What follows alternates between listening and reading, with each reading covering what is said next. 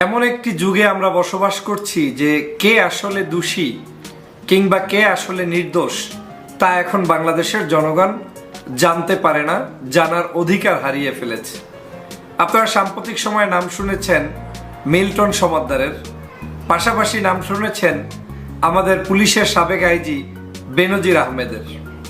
বেনজির আহমেদের দুর্নীতির নামটি যখন সারা বাংলাদেশে প্রকাশ পেল, পাশাপাশি বেনজির আহমেদ যে একজন খুনি, তিনি যে একজন ধর্ষকদের মদতদাতা, তিনি যে একজন বাংলাদেশের মানুষকে খুন, গুম, অত্যাচার, জুলুম, নির্যাতন, আয়নাঘরে নিয়ে রাখার একজন মহানায়ক, তিনি যে হেফাজতের কর্মীদেরকে হত্যা করার একজন মহানায়ক, তিনি যে জামাত শিবির ইসলামপন্থী ইসলামিক স্কলারদেরকে গুলি করে করে মেরেছেন তার মহানায়ক, সেটা বাংলাদেশের সবাই জানে।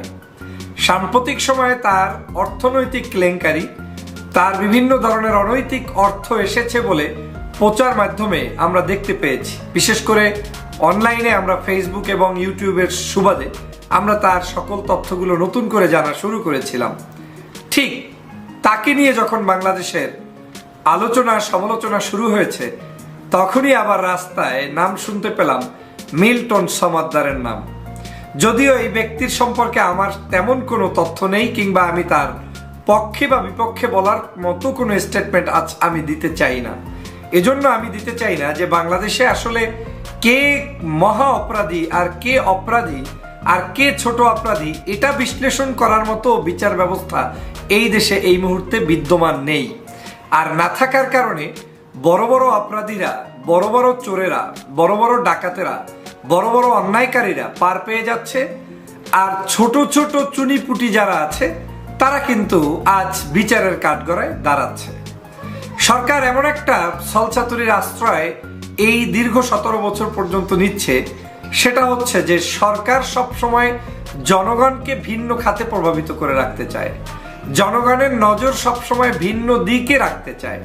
যেমন আপনার বাংলাদেশে এখন অর্থনৈতিক সমস্যা, গরমের সমস্যা, আবহাওয়ার সমস্যা, খাদ্যের সমস্যা, রাজনৈতিক অস্থিরতা, ধর্ষণ, হত্যা, নির্যাতন, ছাত্রলীগ, যুবলীগ, আওয়ামী লীগের উৎপাত, শিশু নির্যাতন, শিশুকে ধর্ষণ করে জঙ্গলে ছুড়ে দেওয়া, তারপরে মানে কি বলবো, মানে সমগ্র দেশটার মধ্যে মনে হচ্ছে যে এই দেশটা এখন আর দেশ নেই, একটা বর্বর দেশে রূপান্তরিত হয়েছে।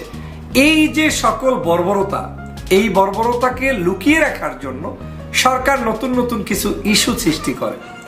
না হয় বাংলাদেশে হঠাৎ করে কেন বেনজিরের ইস্যুটি এখন আপনার কাছে নেই, আমার কাছে নেই, আপনার কাছে আমার কাছে, আমাদের টেবিলে আলোচনার বিষয়বস্তু কিন্তু বিপ্লব সমাদ্দার। আমি বিপ্লব সাহেবের যদি কোনো ভালো কাজ করে থাকেন, সেই কাজের যদি প্রশংসার দাবিদার হয়ে থাকেন, অবশ্যই সেটা জনগণ করবে।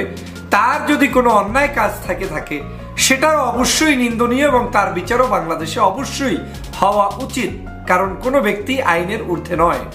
কিন্তু বাংলাদেশের প্রেক্ষাপটে বিচার করলে আপনি দেখবেন শুধুমাত্র তারাই বিচারের কাঠগড়ায় দাঁড়ায় যারা আজকের এই সরকারের প্রয়োজন অনুভব করে না, যাদেরকে দিয়ে ইস্যু সৃষ্টি করে সরকার বলির পাঠা বানাতে চায়। এক বাক্যে যাকে দিলে অন্তত আরেকটা বড় ইস্যু ক্লোজ ডাউন করা যাবে, সেই ধরনের কাজ এই অবৈধ ফ্যাসিবাদী সরকার সবসময় করে যায়। আজ বাংলাদেশে তাই হচ্ছে। আমি বাংলাদেশের জনগণের কাছে প্রশ্ন রাখতে চাই, বিপ্লব সমাদ্দার গ্রেপ্তার হওয়ার আগে বাংলাদেশে কি বেনজিরের গ্রেপ্তার হওয়া উচিত ছিল না? বেনজির আহমেদের মতো যারা দুর্নীতি করেছে, দুষ্কৃতি করেছে, চুরি করেছে, ডাকাতি করেছে, হত্যা করেছে, নির্যাতন করেছে, নিপীড়ন করেছে, তাদের কি বাংলাদেশের জমিনে সবার আগে অ্যারেস্ট হয়ে জেলের মধ্যে যাওয়ার কথা না? নাকি বাংলাদেশে তারা জেলের মধ্যে যাবে না, শুধুমাত্র জেলে তারাই যাবে যাদেরকে জেলে শেখ হাসিনা নিতে চায়?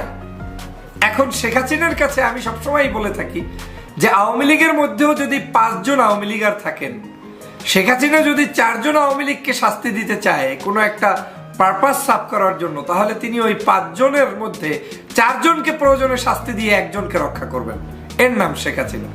আজ বাংলাদেশে তাই হচ্ছে। বাংলাদেশে শেখ হাসিনার সকল অন্যায়, অত্যাচার, জুলুম, নির্যাতন, বিনা ভোট যা কিছু ঘটেছে, এই সব কিছুকে ঘায়েল করার জন্য নতুন নতুন ইতিহাস চলে আসবে।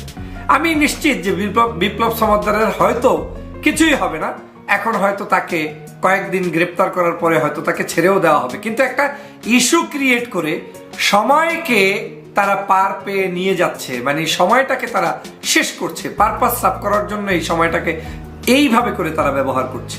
আপনারা নিশ্চয়ই জানেন বিপ্লব সমদ্দার যদি গ্রেপ্তার হয় তাহলে এদেশে তো সবার আগে বিদ্যানন্দের তাদের গ্রেপ্তার হওয়ার কথা, কিন্তু বিদ্যানন্দের গ্রেপ্তার হবে না, কারণ বিদ্যানন্দটা promoted by someone, promoted by another country. বিদ্যানন্দের বিভিন্ন অ্যাক্টিভিটিসকে এমন এমন জায়গা থেকে ইনফ্লুয়েন্স করা হয়, এমন এমন এম্বাসির পক্ষ থেকে সাহায্য করা হয়, যেটা শেখ হাসিনার খুবই প্রয়োজন, যে কারণে বিদ্যানন্দ নিয়ে কিন্তু কথা উঠছে না। সাম্প্রতিক সময় আমি আপনাদেরকে, যদিও আমার কাছে খুব ভয় হচ্ছে যে আরো কিছু ইসলামিক অর্গানাইজেশন যারা বাংলাদেশে কাজ করছেন, এদেরকে বেকাফিলে ফালানোর জন্য, তাদেরকে বিতর্কিত করার জন্য ইসলামিক কিছু মানে চক্রকে বেতনভুক্ত হতে পারে, দালালির মধ্যে রেখে হতে পারে, তাদেরকে মাঠে ময়দানে হঠাৎ করে দেখবেন যে সেই সকল ফাউন্ডেশনের বিরুদ্ধে কিছু বক্তব্য রাখছেন কারা, তারাও ইসলামিক পিপল। এর মাধ্যমে প্রমাণ হয় যারা ওই নামকাওয়াস্তের ইসলামিক পিপল, তারা এই বক্তব্যগুলো দিচ্ছে আসলে ইসলামিক পিপলদের বিরুদ্ধে, কারণ তারা একটা গ্রাউন্ড তৈরি করতে চায়। যেমনটা বিপ্লব সমদ্দারের বিরুদ্ধে গত প্রায় এক সপ্তাহ পর্যন্ত বিভিন্ন ধরনের অ্যাক্টিভিটিস শুরু হয়েছে। যদিও বিপ্লব সমদ্দারের অভিযোগগুলো গুরুতর ছিল, তার ব্যাপারে অবশ্যই তদন্তের দাবি রাখে, এবং তিনি যদি তদন্তে সেখান থেকে মুক্ত হয়ে আসতে পারেন আমার কোনো আপত্তি নাই, কারণ তার সাথে আমার ব্যক্তিগত কোনো রেষারেষির কোনো প্রশ্ন আসে না। আমি আজ যে কারণে বলতে চাই, সরকার যে কাউকে বিতর্কিত করতে চাইলে প্রথমেই তাদের এই সরকারের দালাল মিডিয়াগুলোকে ব্যবহার করে। কিছুদিন তারা এক্সারসাইজ করে, তারা জনগণের মধ্যে বিভাজন সৃষ্টি করে, নতুন নতুন তথ্য দিয়ে আপনাকে আমাকে বিভ্রান্তের মধ্যে ফেলায়, এরপরে হঠাৎ করে তাদের যে আসল উদ্দেশ্য সেটাকে সার্ভ করার জন্য এই নকল উদ্দেশ্য বাস্তবায়ন করায়। আর তাই এখন হচ্ছে যে সাম্প্রতিক সময়ে দেখবেন একটি ইসলামিক অর্গানাইজেশনের বিরুদ্ধেও কোনো একজন ইসলামিক স্কলার, মানে স্কলার বলা ঠিক হবে না, মানে অনবরত বলেই যাচ্ছে, একজন আলোচক তিনি বলেই যাচ্ছেন। এই বলার পিছনে আমার কাছে মনে হচ্ছে যে তারা মূলত টার্গেট নিয়ে কিছু ব্যক্তিদেরকে বিতর্কিত করতে মাঠে নেমেছে, এবং সেটার সূচনা শুরু করে দিয়েছে অলরেডি সরকার। আর অন্যদিকে যাদেরকে রাখতে হবে, যাদেরকে দিয়ে তাদের মানে আখের ঘুচাতে হবে, যাদেরকে দিয়ে তাদের স্বার্থ রয়েছে সাংস্কৃতিকভাবে, দেশীয়ভাবে, রাজনৈতিকভাবে এবং আদর্শিকভাবে, যাদেরকে ওই সরকার পছন্দ করে, তাদেরকে আজকে ইনফ্লুয়েন্স করে বাংলাদেশের এই অপতৎপরতা বৃদ্ধি রাখছে। সে কারণে বাংলাদেশের জনগণকে, আপনাকে, আমাকে, আমাদেরকে সচেতন হতে হবে। কে সত্য কে মিথ্যা এটা প্রমাণ করার জন্য এখন আর বাংলাদেশে বিন্দুমাত্র বিচার ব্যবস্থা আর বাকি নাই। আমাদের সমাজটা এমন হয়ে গিয়েছে যে বলেছে অমুক পত্রিকা, এখন নিশ্চয়ই তিনি অপরাধী, বলেছে শেখ হাসিনা, নিশ্চয়ই সে অপরাধী, কিন্তু এখন আর কারো সত্যিকার বিচার পাওয়ারও অধিকার নেই। এটাই কি বাংলাদেশ হওয়ার কথা ছিল? এই দেশ তো হওয়ার কথা ছিল এমন যে দেশে যে কোনো ব্যক্তি অপরাধ করলে তার বিচার হবে, আবার কোনো ব্যক্তি অপরাধ না করলে তার বিচার হবে না। কিন্তু আজ এমন পর্যায়ে পৌঁছে গিয়েছে যে সব কিছুতে রাজনীতি, সব কিছুর মধ্যেই ষড়যন্ত্র, আর সে কারণেই ভালো মানুষগুলোর ব্যাপারেও আমরা সন্দেহ পোষণ করতে বাধ্য হচ্ছি, আর খারাপদের ব্যাপারেও আমাদের সন্দেহ পোষণ করতে বাধ্য হচ্ছি। কে ভালো আর কে মন্দ সেটা আমার এই দেশের বিচার ব্যবস্থা থেকে মাপকাঠি দেওয়ার মতো সুযোগ নেই। আসুন অপেক্ষায় থাকি, দেশের মানুষ জাগ্রত হই, সচেতন হই, বাংলাদেশের প্রত্যেকটি অধিকার আদায়ের জন্য আমরা আমাদের বলিষ্ঠ ভূমিকা অব্যাহত রাখি। সবাইকে ধন্যবাদ।